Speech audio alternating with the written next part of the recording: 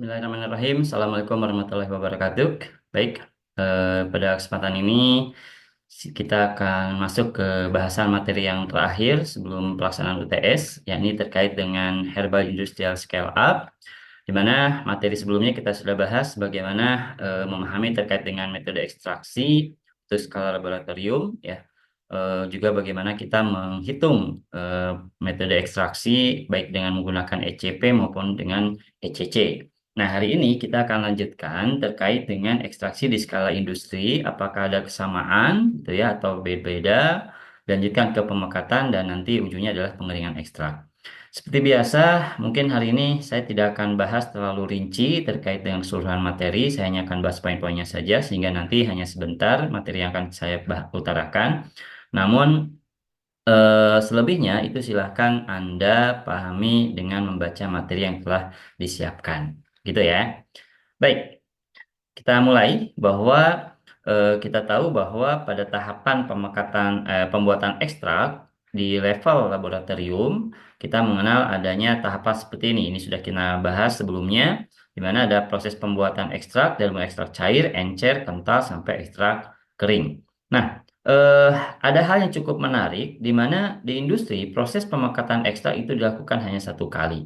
Di mana ekstraksi ini setelah didapatkan ekstrak cair, kemudian langsung dihasilkan ekstrak encer dan selanjutnya adalah menjadi ekstrak kering. Jadi tidak ada proses pemekatan dua kali. Kenapa? Berbeda dengan di laboratorium, kalau di industri itu semua mekanisme itu terjadi secara inline. Jadi dari tahapan ekstraksi ke proses evaporasi sampai ke proses pengeringan itu dalam satu jalur gitu ya. Jadi tidak ada proses pemindahan-pemindahan ekstrak secara manual. Jadi semua dilakukan dalam satu sistem. Sehingga memang di sini proses evaporasi dilakukan hanya satu kali. Adapun kalau di laboratorium nggak bisa seperti itu. Kita harus memindah-mindahkan bahan. Setelah didapatkan ekstrak, kita pindahkan ke alat evaporator. Setelah dapat alat evaporator, kita pindahkan ke water bath dan sebagainya. Jadi ada perbedaan metode secara teknis begitu ya. Nah, sehingga di sini juga metode evaporasinya berbeda. Namun ada yang perlu kita perhatikan nanti terkait dengan evaporasi itu seperti apa ya. Apa yang membedakan antara proses perolehan ekstrak encer dengan ekstrak kental. Baik, kita masuk dulu ke metode ekstraksi di skala industri. Sama seperti di laboratorium, kita juga mengenal adanya istilah batch extractor atau ekstraksi bertahap dan ekstraksi sinambung. Kita sudah bahas ya, ekstraksi bertahap ini cirinya adalah antara bahan dan pelarut berada pada satu wadah yang sama sehingga terjadi proses perendaman. Adapun ekstraksi sinambung, pelarut dialirkan melalui bahan, sehingga antara bahan dan pelarut dalam posisi yang terpisah, di mana pelarut akan bergerak.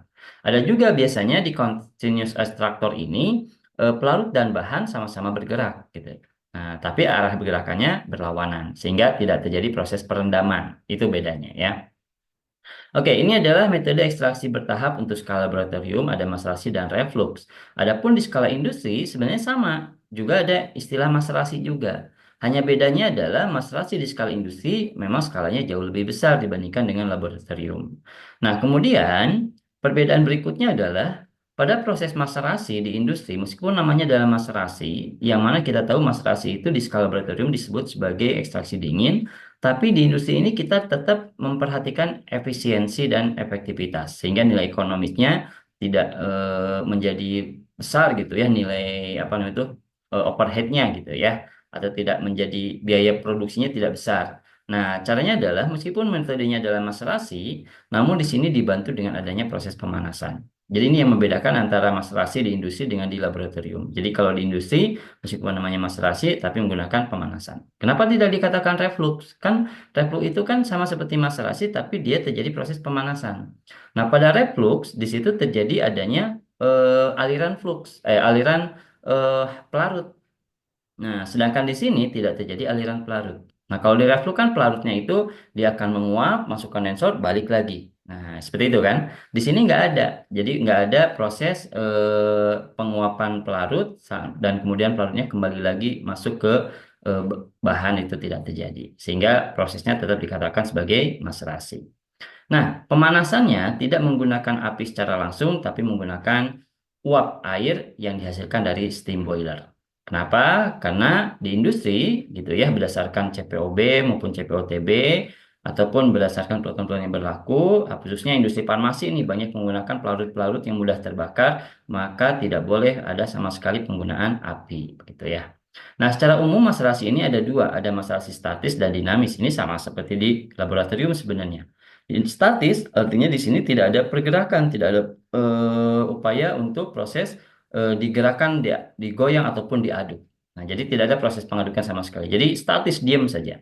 Adapun dinamis ini ada proses pergerakan, di mana salah satunya adalah proses pengadukan. Oke, untuk yang statis contohnya seperti ini. Ini adalah maserasi untuk UMKM ya, di mana di sini ada bejana berpori, tempat masuknya bahan. Nah, pori ini adalah saringan sebenarnya. Nanti ketika bahan dimasukkan untuk skala waktu tertentu, apakah 3 hari, 6 hari, dan sebagainya, maka setelah selesai dilakukanlah proses pemisahan misela gitu ya melalui keran yang ada di sini, begitu. Kemudian ini adalah desain mastrator tapi yang dinamis. Kalau tadi yang statis ini dinamis. Dinamisnya seperti apa? Di sini ada alat untuk pengaduk. Nah, kalau gambaran dari alat ini seperti ini ya, di mana di sini ada pengaduk. Kebetulan pengaduknya adalah berupa baling-baling. Nah, pengaduknya akan berputar dengan menggunakan rotor sehingga terjadinya pengadukan bahan.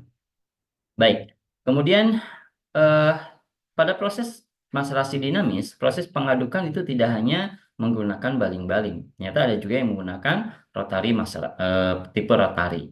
Jadi rotari itu dia berputar. Jadi tidak ada baling-baling, tapi di situ terjadi proses perputaran dari wadah. Nah, ketika wadah berputar, maka terjadi proses pengadukan. Kalau Anda bayangkan sama seperti misalkan mesin eh, molen, ya, molding. Nah, mesin molen itu kan dia mencampur tuh antara semen, bahan lain sebagainya dengan cara dia berputar. Jadi tidak kita aduk, tapi diputar alatnya.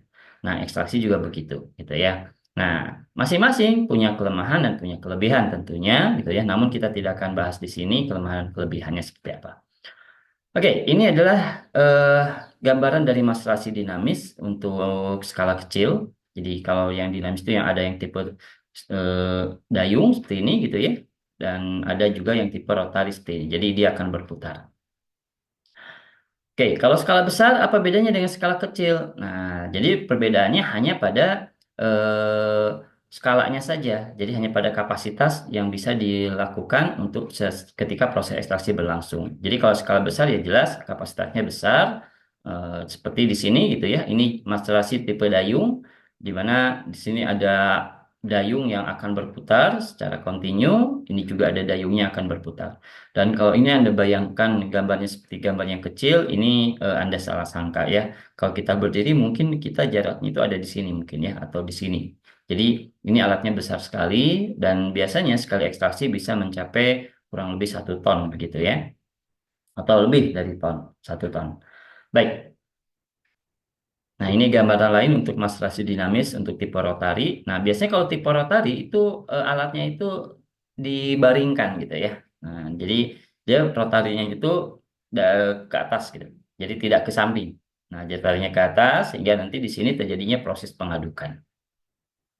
Baik, kemudian untuk yang sinambung kita mengenal ada soklet dan juga ada perkolasi. Nah, sama seperti di laboratorium, di industri juga ada ekstraksi jenis sinambung. Nah, ekstraksi jenis sinambung ini secara prinsip sama, di mana pelarut itu dialirkan melalui bahan, sehingga pelarut dan bahan berada pada posisi yang berbeda. Nah, ini contohnya adalah ekstraktor carousel. Kalau Anda perhatikan carousel ini memiliki kisi-kisi. Dan kisi-kisi ini nanti akan diisi oleh bahan, di mana dia itu kenapa disebut carousel? Karena kisi-kisi ini nanti akan berputar. Nah, seperti halnya korsel. Nah, jadi kalau kita menyebutnya korsel ya, kalau di pasar malam. Nah, kenapa korsel? Kan di situ ada tempat duduk, kita duduk di situ, nanti kita akan diputarkan gitu. Nah, sama di sini juga pada alat karosel ini dia akan berputar dan kemudian selama proses perputaran ada pelarut yang nanti akan dialirkan, kemudian pelarutnya akan melalui bahan, mengalir menuju bahan, kemudian nanti akan dikeluarkan dalam bentuk misela. Jadi ini gambaran alatnya bahwa kalau kita perhatikan di sini bahan nanti dimasukkan gitu ya, kemudian nanti pelarut dialirkan sambil bahan bergerak berputar, nanti pelarut akan masuk ke sela-sela bahan dan akhirnya akan dihasilkan misela. Jadi tipenya adalah jelas sinambung. Nah, kemudian ada tipe lain, ini gambaran lain ya untuk yang karosel. Ada tipe lain juga namanya adalah perkolator. Perkolator di sini sama seperti perkolator pada laboratorium. Nah, di mana pelarut ini akan dialirkan melalui bahan, terus gitu ya. Nah, cuman perbedaannya apa? Sama seperti di macerator, perkolator ini juga menerapkan prinsip pemanasan. Jadi ada proses pemanasan yang dilakukan, di mana pemanasan dia hasilkan dari uap air yang dihasilkan dari steam boiler. Ini contoh perkolator yang umum digunakan saat ini, gitu ya. Di mana perkolator ini, kalau saya pernah pengalaman jalan-jalan itu di industri jamu Borobudur, ya, yang ada di Semarang, mereka menerapkan ini juga. Kemudian ada di Java Plan yang ada di Tawangmangu Solo, mereka juga menerapkan ini. Dan ini ada dua kapasitas gitu ya. Ada yang kapasitasnya itu satu drum ini, itu ada yang 600 kilogram, ada yang juga 800 kilogram. Sehingga kalau empat begini, ini bisa jadi mungkin sekali ekstraksi atau sekali proses gitu ya, bisa lebih dari 2 ton gitu ya. Dan ini bisa jadi alatnya continuous, sinambung, bisa jadi alatnya terpisah gitu. Sehingga kita bisa melakukan proses ekstraksi dengan bahan yang berbeda. Atau bisa juga gitu ya, ekstraksinya itu misalkan ini bahannya berbeda tapi continuous sehingga nanti menghasilkan ekstrak yang langsung campuran. Nah, ini bisa dimodifikasi lah ya. Dan yang jelas ini saat ini di apa namanya itu dijadikan sebagai salah satu barometer ya terkait dengan industri ekstraksi bahan alam di Indonesia. Baik, ini adalah prototype untuk perkolator untuk pilot sky. Nah, jadi ada yang skala mininya gitu ya, tidak terlalu besar tapi juga tidak terlalu kecil. Nah, ini ada sedikit gambaran terkait dengan seperti apa sih si perkolator ini bekerja. Kita lihat dulu ya. Ini saya ambil dari YouTube-nya Java Planet ya. Jadi Anda bisa langsung materinya. Saya tahu langsung di YouTube-nya. Dan ini namanya adalah Quadra Operations.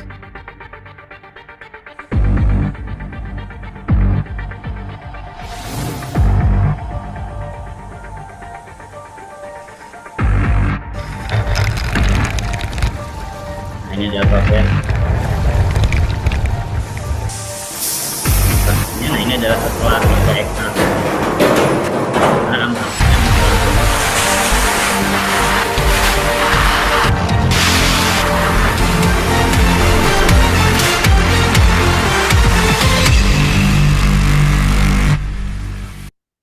oke, ini nanti tayangannya bisa Anda akses langsung ya di YouTube Java Plan Indonesia. Oke, kita lanjutkan. Nah, ada tipe lain dari metode ekstraksi menggunakan sistem continuous. Salah satunya adalah Hildebrand. Hildebrand ini di mana alatnya seperti ini. Ini sebenarnya metode ekstraksi yang paling awal ya diterapkan di industri. Di mana awalnya dulu bentuknya U gitu ya. Hildebrand ini bentuknya U tapi sekarang berubah menjadi seperti ini.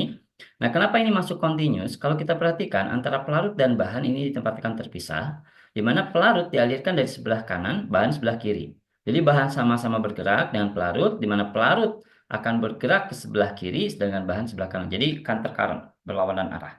Nah, pelarut secara langsung ini akan terjadi proses pengaliran. Jadi mengalir melewati bahan, gitu ya. Makanya ini dikatakan continuous. Nah, nanti akan dihasilkan misela atau kita kenal sebagai ekstrak cair. Kemudian nanti ampasnya akan ada di sini. Selain Hildebrand, kita juga mengenal adanya Moes Hess. Ini juga sama ya, kalau Anda perhatikan menerapkan prinsipnya adalah continuous. Baik, apakah ekstraksi cair-cair ada di industri gitu ya? Nah, ternyata ekstraksi cair-cair juga ada di industri. Namun tidak semua industri menerapkan ekstraksi cair-cair. Biasanya ekstraksi cair-cair ini di industri diterapkan untuk proses fraksinasi, untuk proses pengambilan isolat atau senyawa murni dari suatu bahan. Kenapa? Karena pada ekstraksi cair-cair ini kan bahan dalam bentuk cairan. Artinya ekstrak yang nanti akan di ECC itu terlebih dahulu harus digunakan harus diencerkan dulu gitu ya. Nah, kita sudah pernah membahas ya minggu lalu terkait dengan ECC seperti apa, eh, pelarutnya dan sebagainya. Kalau kita perhatikan di sini gitu ya, ECC untuk skala industri ini secara prototipe itu menerapkan skema counter current. Jadi counter current ini ada dua ya sebenarnya ECC itu. Ada yang batch, ada yang continuous. Yang batch itu sama persis seperti yang kita pernah lihat atau pernah bahas menggunakan corong pisah, itu adalah batch extractor. Adapun yang continuous adalah seperti ini. Jadi di sini itu ada dua jalur, ya, di mana jalur ini adalah jalur untuk pelarut, ada jalur untuk bahan. Ini contoh misalkan bahan, ini adalah pelarutnya. Nanti bahan dan pelarut ini akan dialirkan, kemudian nanti akan bertemu gitu ya di setiap ruangan di sini. Nah, setiap pertemuan antara bahan dan pelarut, maka sebagian senyawa dari bahan itu akan terambil ke pelarut. Di mana nanti pelarut akan berlawanan arah dengan bahan, sehingga pelarut nanti akan menghasilkan ekstrak gitu ya. Bahan akan terjadi menjadi ampaste itu. Jadi ini kita kenal namanya adalah ekstraksi counter current atau counter current extraction, di mana counter current itu dia berlawanan arah seperti itu. Oke, ini adalah ekstraksi counter current yang ada di industri. Jadi memang besar seperti ini gitu ya, dan terdiri dari banyak alat. Nah, kenapa dikatakan counter current tadi? Karena jalurnya berlawanan antara bahan dengan pelarut. Baik, setelah kita dapatkan ekstrak, maka kita lakukan proses pemekatan ekstrak. Oh iya, sebelum masuk ke pemekatan, tadi proses ekstraksi itu sebenarnya tidak hanya sampai ke ECC saja. Jadi ada juga ekstraksi cair padat dan sebagainya, yang mana ekstraksi tersebut juga diterapkan di level industri begitu. Baik, kita masuk ke pemekatan ekstrak. Pada istilah pemekatan ekstrak, tadi kita sudah bahas bahwa di level laboratorium dan industri ada sedikit perbedaan. Di laboratorium, pemekatan itu ada dua proses, sedangkan di industri cuma satu proses. Baik, kita lihat dulu definisi pemekatan itu sendiri gitu ya. Kita mengenal ada dua jenis metode pemekatan. Ada namanya vaporasi dan ada evaporasi. Vaporasi ini adalah proses pemekatan yang dilakukan pada sistem tertutup. Artinya tertutup itu dari bahan dan pelarut itu gitu ya. Ketika dia awalnya bercampur dalam bentuk ekstrak, kemudian diuapkan, maka si pelarut ini nanti akan menguap, tapi dia akan ditampung kembali karena sistemnya tertutup, jadi tidak akan kabur. Adapun pada evaporasi, ini sistemnya terbuka, seperti misalkan di lautan, di sungai, di kolam, misalkan ketika dipanasi sinar matahari, dia terjadi evaporasi, di mana si airnya itu akan menguap dan nanti akan kabur gitu ya, kemana-mana. Nah, itu adalah evaporasi. Jadi ada perbedaan di sini, di mana evaporasi contohnya adalah rotavapor, sistem tertutup, evaporasi contohnya adalah water bath, sistem terbuka. Namun secara umum, prinsip dari pemekatan itu sama, baik di industri, di laboratorium, maupun evaporasi maupun evaporasi, di mana prinsip pemekatan itu adalah seperti ini. Awalnya misalkan ada ekstrak, di mana ekstrak ini terdiri dari campuran sari dan pelarut, di mana pelarutnya kondisinya lebih banyak dibandingkan sari, seperti itu. Ketika dipekatkan, maka sarinya ini akan tetap sebenarnya, tapi pelarutnya ini akan berkurang. Nah, sebentar ya. Pelarutnya di sini akan berkurang. Nah, di sini ketika pelarut berkurang, maka konsentrasi sari ini akan meningkat. Gitu. Jadi ini yang menjadi dasar proses pemekatan. Baik, kemudian ini adalah faktor-faktor yang berperan pada pemilihan jenis alat konsentrator. Nah, oh ya, kenapa dikatakan konsentrator? Pada proses pemekatan terjadi proses peningkatan konsentrasi dari sari ini. Di mana sari ini ketika dia meningkat konsentrasinya sehingga dia akan menjadi konsentrat. Makanya hasil dari proses pemekatan kita namakan konsentrat, ya. Atau ada juga yang mengatakan ekstrak kental dan sebagainya. Atau ekstrak encer ya kalau di laboratorium.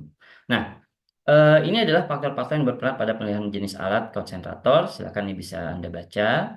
Dan ini adalah titik kritis kehalalan dari produk obat nasional yang juga berkaitan dengan proses pemekatan. Kita tahu bahwa salah satu pelarut yang sering digunakan untuk ekstraksi adalah alkohol, yakni etanol. Nah, kita mengenal ada jenis alkohol ya, ada alkohol fermentasi, ada alkohol sintetik. Ini sumbernya yang berbeda. Nah, yang fermentasi ini sebenarnya rentan dihasilkan dari bahan-bahan yang mungkin bersinggungan dengan hal yang tidak halal. Nah, sehingga banyak menyarankan sebenarnya pada proses ekstraksi itu menggunakan alkohol sintetik karena memang dari bahannya sendiri ini dari reaksi kimia, biasanya menggunakan petroleum ether ya atau dari minyak bumi, di mana ada yang jenis benzen, olefin dan sebagainya itu yang nanti akan dikonversi menjadi alkohol. Alkohol ini jangan disangka hanya etanol saja ya, bisa metanol, bisa propanol, bisa butanol, atau juga alkohol-alkohol lainnya gitu ya. Nah, termasuk gliserol itu juga kan sebenarnya alkohol gitu ya. Nah, jadi alkohol itu banyak jenisnya, tapi ini yang menjadi perhatian kita bahwa ada alkohol yang memang dari hasil fermentasi, ada yang memang sintetik. Nah, untuk sediaan fitofarmastika, penggunaan alkohol itu biasanya lebih banyaknya di proses, tapi ada juga beberapa alkohol itu yang digunakan untuk proses pelarutan. Jadi kalau pelarutan berarti ada disediaan gitu ya. Nah, di sini saya mendapatkan satu informasi bahwa memang MUI mensyaratkan batas alkohol yang dibolehkan pada sediaan non makanan itu adalah 0,5%. Ini pada makanan ya. Eh, Adapun pada makanan itu 0,1%. Artinya non makanan itu apa? Contohnya adalah obat-obatan. Jadi selama misalkan proses ekstraksi menggunakan alkohol, tapi alkohol itu bisa diuapkan dan hanya tersisa maksimum 0,5%, maka ini masih masuk unsur halal sehingga bisa mendapatkan label halal. Begitu informasi yang diperoleh gitu ya. Jadi proses pemengkatan ini penting pada proses ekstraksi, yakni proses pemengkatan ini nanti akan menjadikan si ekstrak bisa mendapatkan label halal atau bisa dikategorikan sebagai halal gitu ya. Artinya tidak memabukkan karena kadar alkoholnya maksimum 0,5% begitu. Oke, ini adalah alat evaporasi untuk skala laboratorium. Saya yakin Anda sudah tahu semua, tapi ada hal yang perlu Anda perhatikan di sini ada penggunaan vakum. Apa sih fungsi vakum? Nah, fungsi vakum itu sebenarnya menerapkan prinsip ini, P kali V sebenarnya nRT. Kalau Anda perhatikan, volume dan tekanan ini akan sebanding dengan apa namanya itu suhu. Artinya apa? Ketika volumenya besar, maka suhu untuk menguapkan juga harus besar, gitu. Jadi sebanding ya. Berarti kalau Anda punya volume air cuma 1 tetes, tidak perlu suhu yang tinggi. Volume airnya sedikit, tidak perlu suhu yang tinggi untuk menguapkan si air tersebut gitu ya. Sehingga tidak heran ketika Anda meneteskan air misalkan di lantai, kemudian lantai itu tersinari oleh sinar matahari, maka air tersebut akan hilang, menguap. Dan di situ tidak terjadi proses boiling, pendidih gitu ya. Jadi airnya langsung menguap saja. Kenapa? Karena volumenya sedikit. Sama seperti juga Anda ketika mencuci pakaian, Anda kemudian menjemur pakaian tersebut. Maka pakaian tersebut kering ketika disinari matahari. Nah, tapi tidak terjadi proses pendidihan, tidak ada ngubul gitu ya. Tapi tiba-tiba si airnya menguap. Kenapa? Karena volume air di situ sedikit. Seketika volumenya besar, seperti panci misalkan ya, diisi air, Anda ingin menghasilkan uap, maka harus dipanaskan pada suhu yang tinggi. Kenapa? Karena volume di situ besar. Jadi berbeda gitu. Nah, begitu pula dengan tekanan. Tekanan ini juga sebanding dengan suhu. Artinya, pada tekanan yang tinggi, maka suhu yang diperlukan untuk mendidihkan suatu bahan itu tinggi atau mengolah suatu bahan itu harus tinggi. Sehingga pada suhu yang rendah, tekanan yang rendah, maka suhunya juga akan turun. Nah, inilah yang digunakan pada prinsip evaporator, pada prinsip evaporator, di mana kita memainkan tekanan. Jadi ketika tekanan diturunkan, maka suhu ini juga akan turun, suhu penguapannya. Contoh misalkan ya, etanol menguap pada suhu 78 derajat Celcius. Ketika tekanannya 1 atmosfer. Tapi ketika tekanannya di 0,5 atmosfer, maka etanol akan menguap di bawah suhunya. Gitu ya, suhu uapnya yaitu 78. Jadi di bawah 78 bisa di 60, bisa di 50. Nah, keuntungannya apa ketika suhu penguapan bisa diturunkan? Maka senyawa-senyawa yang termolabil itu bisa terselamatkan. Jadi Anda masih bisa menguapkan ekstrak yang di dalamnya terdapat senyawa termolabil menggunakan evaporator selama tekanannya kita atur sedemikian rupa sehingga suhu penguapan bisa di bawah titik didih uap larut. Sehingga senyawa bisa lebih aman, begitu ya. Nah, ini gambarannya. Jadi kalau kita perhatikan misalkan etanol 70 derajat Celcius itu akan menguap di sini gitu ya ketika ATM-nya 1 atmosfer. Tapi ketika P-nya itu diturunkan di 0,5 atmosfer, maka etanol itu tidak akan menguap di 78 tapi di bawah dari 78 yaitu di sini. Sehingga di sini misalkan kalau di sini suhunya seperti ini, senyawa akan rusak, kalau di sini senyawanya jelas tidak akan rusak, jadi akan lebih aman begitu. Oke, jadi itu gambaran kenapa harus menggunakan vakum. Nah, kalau di industri pemakatan ekstrak juga dilakukan, prinsipnya sama, itu ya. Namun tadi karena industri itu dia inline antara satu bagian dan bagian lain, maka proses pemakatan dilakukan hanya 1 kali. Kalau di laboratorium kan ada 2 kali, ada proses vaporasi, ada proses evaporasi. Kalau di sini hanya 1 kali. Jadi dari ekstrak langsung ke konsentrator, biasanya nanti akan dilanjutkan langsung ke proses pengeringan. Baik, ini adalah gambaran dari pemekatan ekstrak di skala industri. Ada konsentrator Robert, kemudian juga ada konsentrator autosirkulasi dan sebagainya ya. Intinya apa? Di sini biasanya proses pemekatan itu selalu menggunakan pemanasan. Jadi ada elemen pemanas yang fungsinya adalah untuk memisahkan antara pelarut dan ekstrak. Dan pemanasan itu menggunakan uap panas yang bersumber dari boiler. Selalu seperti itu ya. Ini gambaran lainnya. Kemudian kita masuk ke proses pengeringan ekstrak. Nah, ekstrak kering ini jelas lebih disukai. Kenapa? Karena ekstrak kering ini lebih mudah untuk digunakan, untuk dikonversi menjadi sediaan lain, dan ekstrak kering ini juga memiliki banyak keuntungan. Salah satunya adalah terhindar dari proses biologis seperti enzimatik atau tumbuhnya bakteri, kamir, dan kapang. Nah, di laboratorium sebenarnya ada banyak metode pengeringan, tapi yang paling umum biasanya pengeringan itu menggunakan freeze dry, spray dry, dan juga penambahan filler. Nah, ada juga sih menggunakan oven, menggunakan dehydrator dan sebagainya. Tapi kalau dehydrator itu kan menghilangkan air sebenarnya ya. Eh, apa namanya itu di dehydrator itu kalau menggunakan pelarut organik perlu diteliti lebih lanjut gitu ya. Nanti pelarut organiknya akan kemana? Nah, karena dehydrator itu kan sebenarnya secara tidak langsung sistemnya adalah terbuka gitu ya. Nah, oke.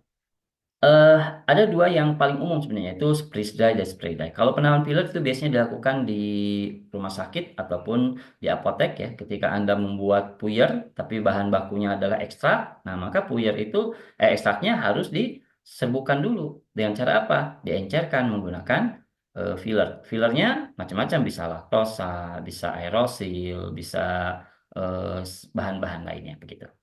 Baik. Ini penambahan filler. Nah, ini ada masalah ketika penambahan filler ini dilakukan di industri ya. Sehingga memang tidak disarankan penambahan filler di industri untuk proses pengeringan. Kalaupun penambahan filler di industri biasanya hanya digunakan untuk sebagai absorben aja. Jadi hanya menyerap air dan sebagainya. Jadi bukan untuk proses pengeringan.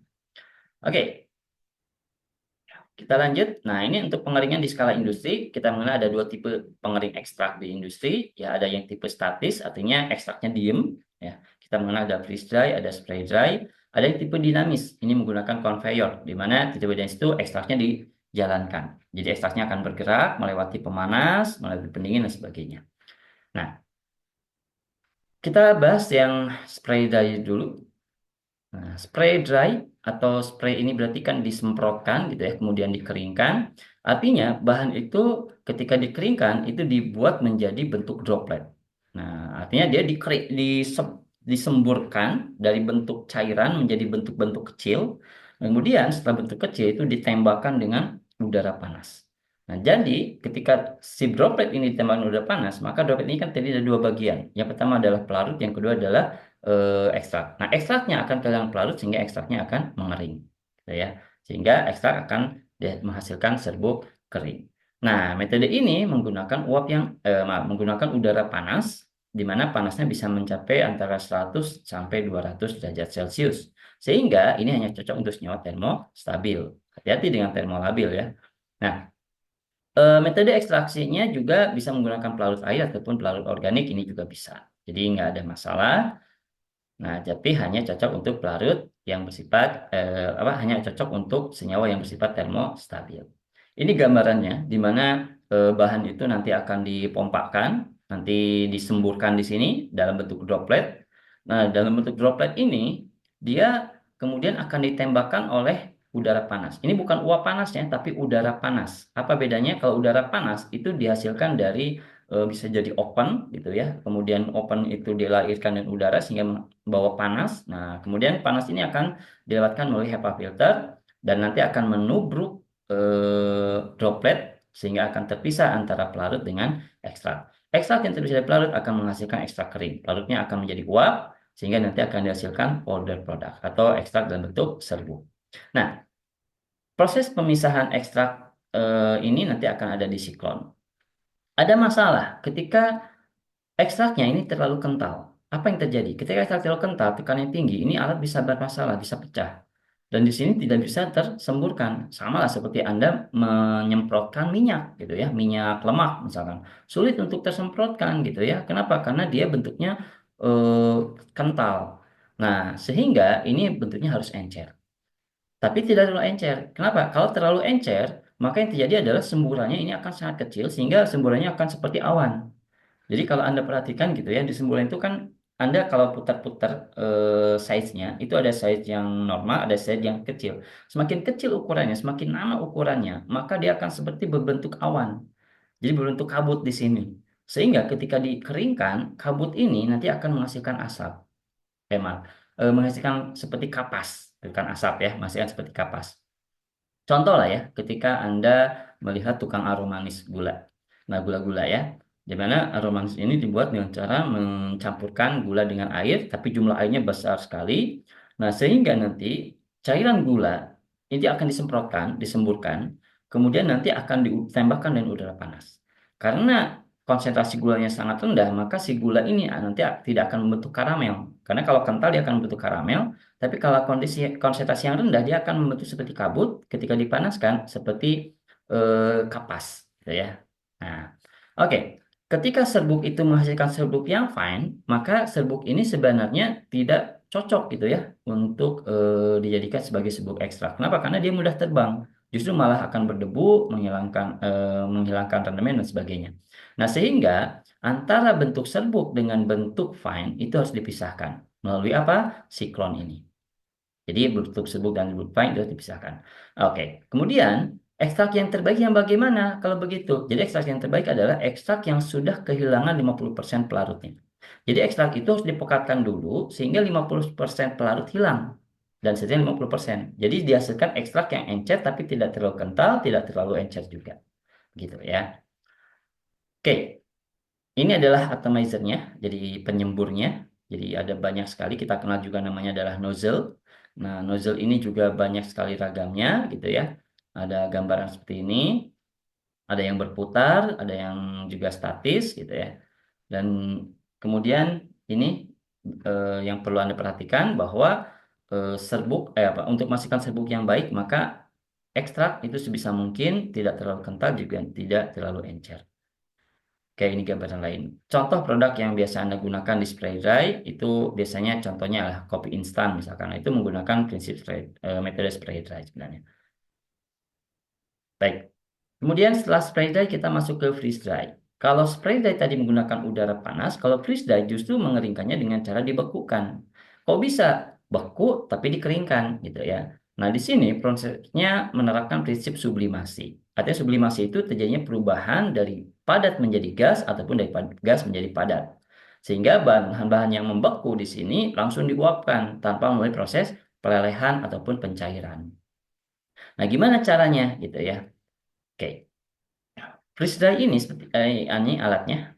Jadi nanti bahannya itu dimasukkan ke dalam satu wadah eh, labu ya. Nanti labu ini berupa bahan kemudian dibekukan dulu. Jadi harus dibekukan dulu nih. Setelah beku nanti dimasukkan ke alat, kemudian alatnya dijalankan. Nah, ini ada di ruang terbuka nih. Tapi muncul nih warna-warna putih ini. Ini adalah bunga es. Jadi meskipun di ruangan terbuka, tapi di sini ada bunga es.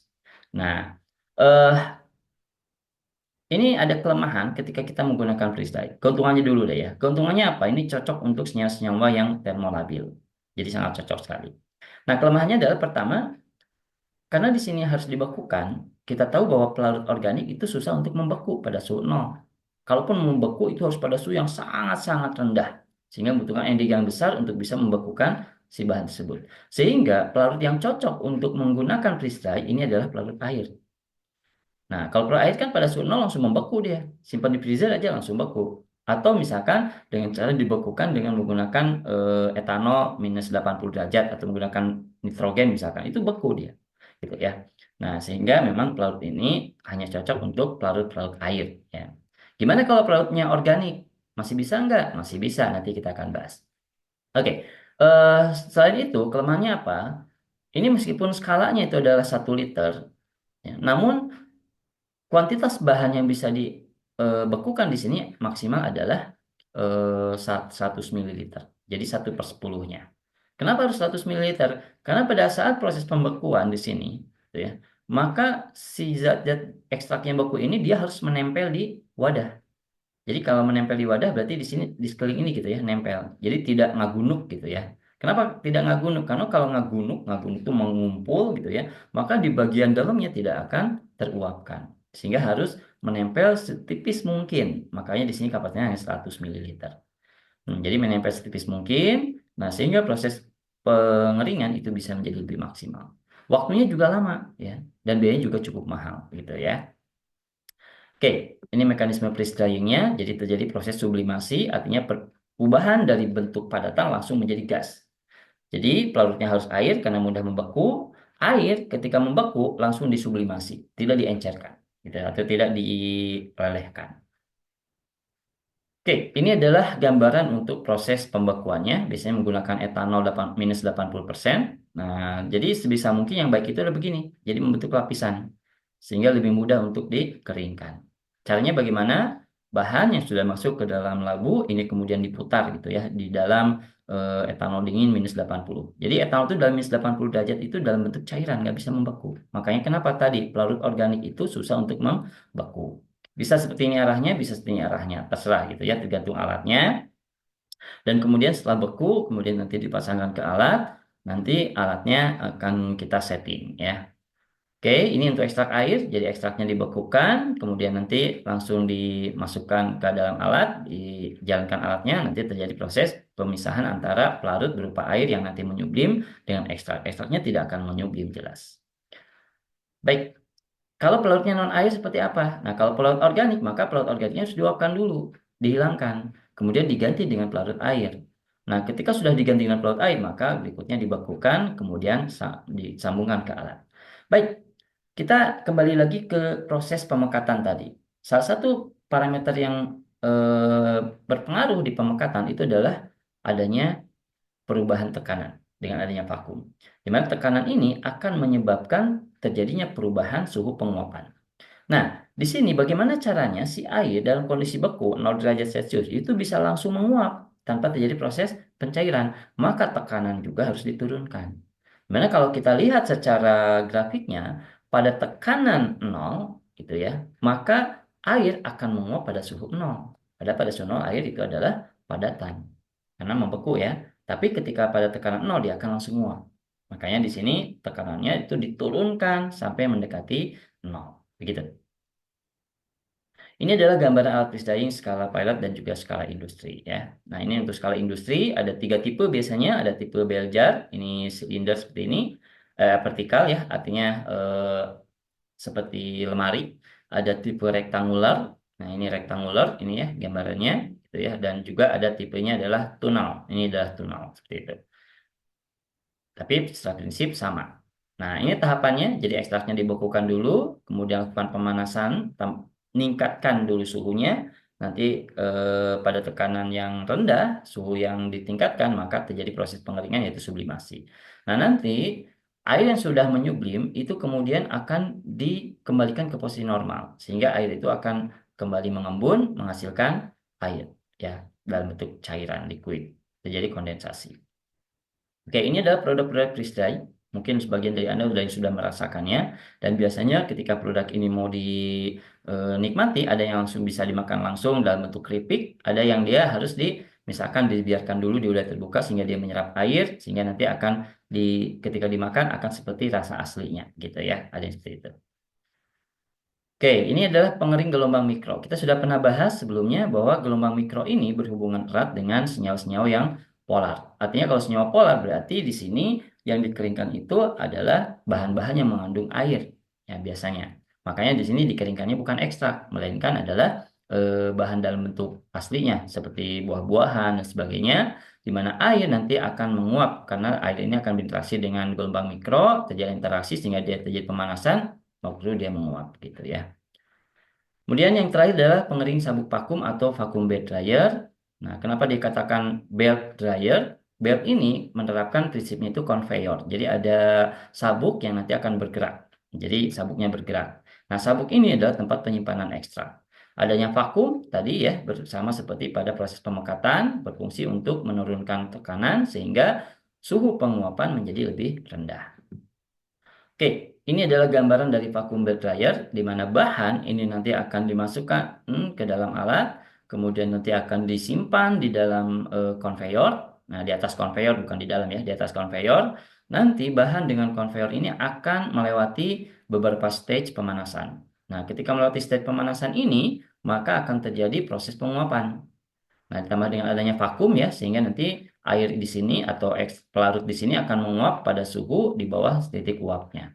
Nah, setelah kering, dia akan masuk ke zona pendinginan. Nah, setelah pendinginan nanti akan masuk seperti ini, dipotong-potong gitu ya, karena ini sudah dalam bentuk kering, kemudian eh, di krus, di apa namanya itu, di eh, dikecilkan ukurannya gitu ya, di grinding.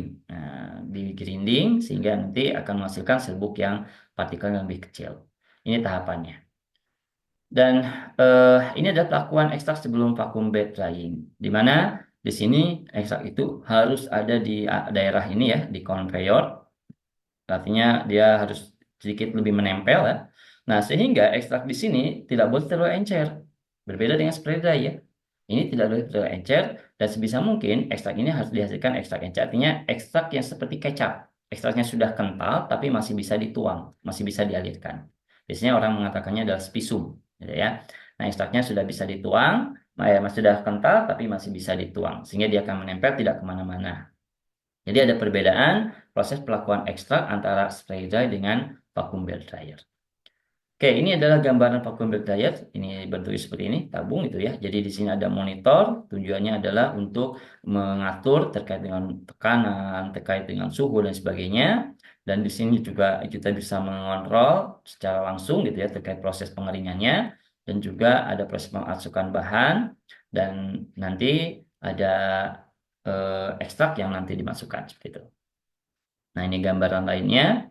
Dan ini ada sedikit tayangan singkat dari Shanghai Mini J Masonry. Ini terkait dengan seperti apa proses vacuum bed dryer.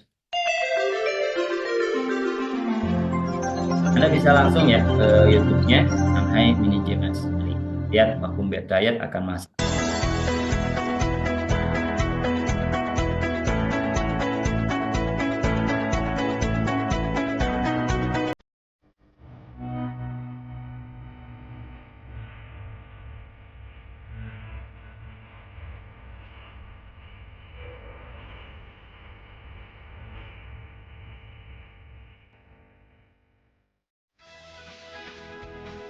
Ini adalah sebentar untuk tadi untuk stage pendinginan.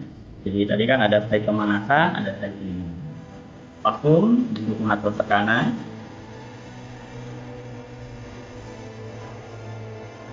panas ya, untuk proses penguapan dari plastik berupa air panas didirikan. Kalau untuk pendinginan itu sebenarnya berupa air dingin, air yang benar sudah tertutup.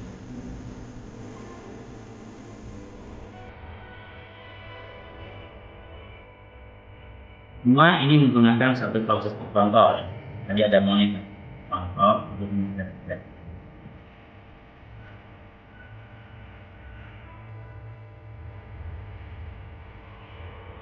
Oke, ini adalah ekstraknya. Jadi ekstraknya ini setelah melalui proses pengangkatan, kemudian dialirkan melalui alat ya. Ini adalah proses untuk menyebarkan ekstraknya. Jadi ekstraknya adalah berupa visum. Jadi ekstrak yang kental tapi yang bisa dituang, ini masih bisa dialirkan ke sini. Jadi kalau saya belum jadi masalah.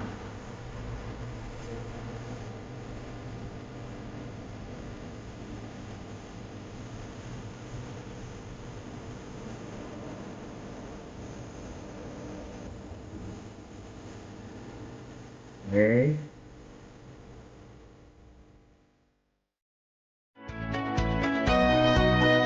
Setelah ekstraknya dikeringkan, kemudian nanti ada proses eh, pendinginan. Nah, ini adalah ekstrak dalam bentuk sudah kering, sudah dipotong-potong. Nah, kemudian nanti di bawah itu ada proses perajaan. Ini perajaan sendiri. Ini nanti dari ekstrak yang sudah dipotong-potong akan dihasilkan ekstrak yang kering dan baik. Itu sedikit gambaran terkait dengan metode ekstraksi, baik skala laboratorium maupun skala industri, sehingga kesimpulan akhirnya adalah ketika Anda memilih metode ekstraksi di skala laboratorium atau metode pemakatan maupun metode pengeringan ekstrak, maka ada beberapa hal yang perlu Anda perhatikan. Yang paling umum adalah senyawa. Jadi ini yang perlu menjadi perhatian penting, yakni senyawa. Kenapa senyawa ini ada dua jenis yang termolabil maupun termostabil? Sebelumnya kita sudah mengenal ada senyawa yang mudah menguap dan senyawa yang tidak mudah menguap ya. Ada cair, ada bentuk padatan. Nah, dalam hal ini senyawa padatan itu yang termolabil dan termostabil. Ketika ekstraknya air itu senyawa termolabil, maka mau tidak mau kita menggunakan freeze drying. Ya. Nah, untuk yang menggunakan freeze drying, maka Anda tidak perlu melakukan evaporasi, langsung aja. Adapun untuk yang termostabil, maka senyawa ini bisa kita menggunakan spray dry. Ini lebih ekonomis. Nah, untuk bisa menghasilkan spray dry, maka senyawa bahan harus dievaporasi sehingga kehilangan 50% pelarut. Dan untuk ekstrak yang pelarut organik atau bukan pelarut air ya, juga sama ya, yang termolabil. Nah, termolabil ini bisa dengan freeze drying, tapi syaratnya apa? Dia harus evaporasi dulu, kemudian ganti dengan ekstrak air, kemudian di freeze dry. Adapun kalau Anda mau melakukan dengan vacuum bed dryer, maka dia harus dievaporasi sehingga dihasilkan ekstrak encer, yaitu ekstrak seperti kecap, kental tapi masih bisa mengalir. Yang termostabil gampang, bisa menggunakan spray dry, caranya tadi hilangkan pelarutnya, atau bisa menggunakan vacuum bed dryer seperti itu. Jadi ini bagaimana tahapan kita dalam metode ekstraksi, dan ketika dikaitkan dengan unsur kehalalan, jelas di sini memenuhi unsur kehalalan. Kenapa? Karena pada proses ini tidak melibatkan sama sekali penggunaan bahan-bahan yang bersinggungan dengan yang najis ataupun yang tidak dihalalkan. Seperti itu. Baik, itu yang bisa kita bahas untuk materi hari ini. Silakan Anda kembali gitu ya ke materi kuliah dan Anda silakan untuk mulai persiapan menuju ujian. Sekian, Assalamualaikum warahmatullahi wabarakatuh.